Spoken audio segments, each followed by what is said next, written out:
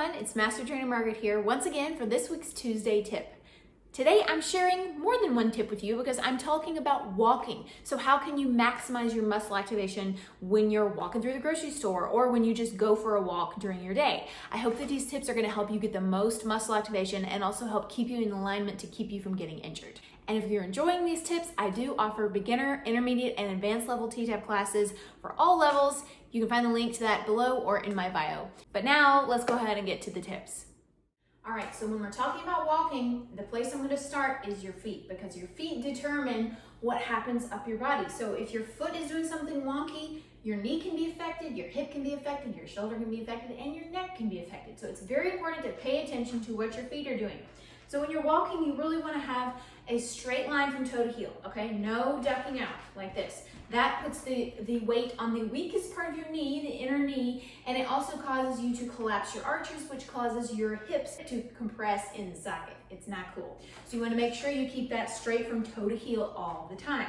Next, you want to focus on what your toes are doing. And I know it sounds crazy, but if you put your big toe down, so I want you to just stand and put your big toe down and watch what happens to my knees. So this is me with my big toe lifted up. This is me with my big toe on the ground. Do you see what happened to my knees? The knees are myofascially connected all the way up. So you've got to pay attention to what those toes are doing. So instead of having your toes smashed down and walking like that with your knees knocking each other, you can think about shifting your weight in your heels, first of all, so that kind of brings you off of the big toe a little bit. And then I want you to visualize that the edge of your foot, so your little toe, there's a triangle going from your little toe to your big toe to your heel. So kind of the bottom of your foot. I want you to imagine it's like a tripod, and that tripod is keeping you up. Your arches come off, your weight is in your heels a little bit, and then you can think about balancing between that tripod. Because a lot of times Teresa says outside edge of feet, but I find that for a lot of people, they tend to really do the outside edge of feet. But what she's trying to do is she's trying to get you shifting back instead of being so forward, because when we walk, we're also so forward focused. She's trying to get you to shift back and get the weight in the heels, and then that has better results all the way up. Okay, now that we got done talking about your feet, let's talk about what your knees are doing. So, of course, like we said before, your feet are going to be nice and aligned there while you're walking, especially if you have weak knees or issues with your hips or knees, ducking your feet. Really focus on that, like I said. Also notice if one foot ducks out more than the other. That's very common. As Teresa always says, think about your knees when you're walking, that you're not locking them with each step. So some of us are real type A and we're just like lock their knees every time we step.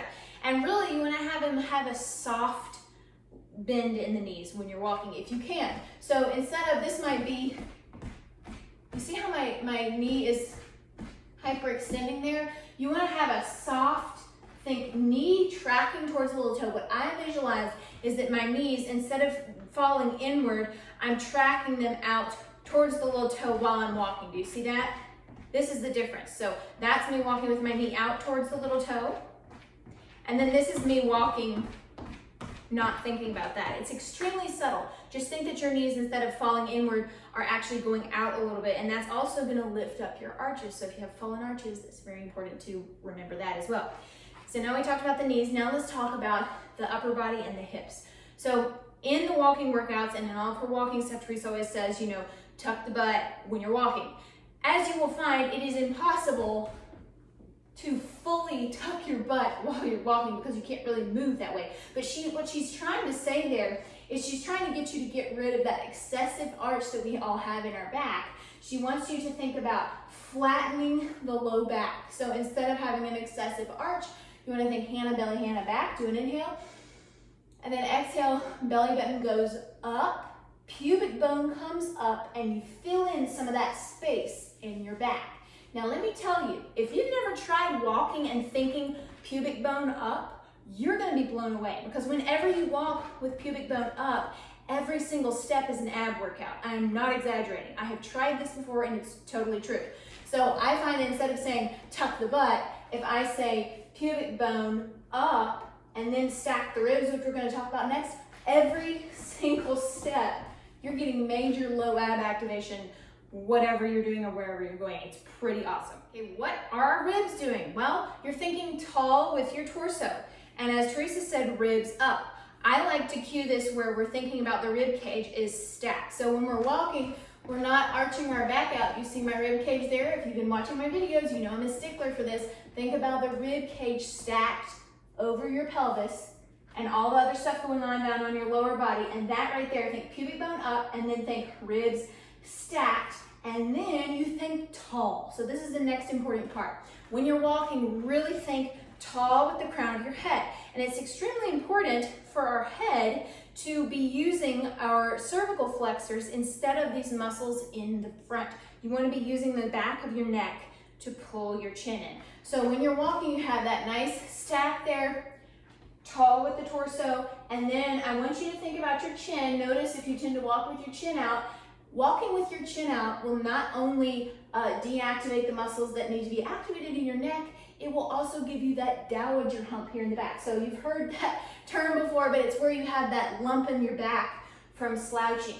Really getting your torso tall and pulling your chin in line with your spine, that's gonna make a huge difference. And will also improve if you have an anterior pelvic tilt where your back has a big arch in it or a sway back. If you can get your chin aligned when you're walking, you're gonna automatically improve your low back because they're both connected on the myofascial chain. So it's very important that they both are in the right position. So I kind of forgot to talk about the shoulders, but that's what's next. So you're thinking about having that chin tucked. Your shoulders are going to be back. So again, we don't want the shoulder to be in front of the ear. We want to think the shoulder and ear in a straight line as much as we can to get optimal activation. You're going to feel this when you walk. If you apply these principles, you're really going to feel it in your entire body whenever you're walking. I wanted to add a quick note here on what your hands are doing, because a lot of us, we tend to walk like this with our fingers facing forward, and we're kind of hunching like that with our palms facing back. But if you think palms away, I want you to notice how much more open you feel up here, because when you put your palms facing forward when you're walking, you actually open up the chest, you tighten the muscles that need to be tight for your posture, and you open up that chest and help yourself have better posture overall. And you activate more muscles, because if you're reaching down through those arms while you're walking, or even bringing your arms up like this, or like Teresa does where she has you go into a fist and sling it back, whenever you're doing that, you're actually moving lymph, because it opens up your chest and it brings down the lymph from that armpit area where there's lots of lymph nodes. So that's very effective for you to add in as well. Well, I hope that you all enjoyed these tips for walking and that you apply them. I'd love to hear how you're applying them and how they work for you. You can comment below. I always love to hear your feedback. So thanks so much for watching, y'all, and I'll see you next week.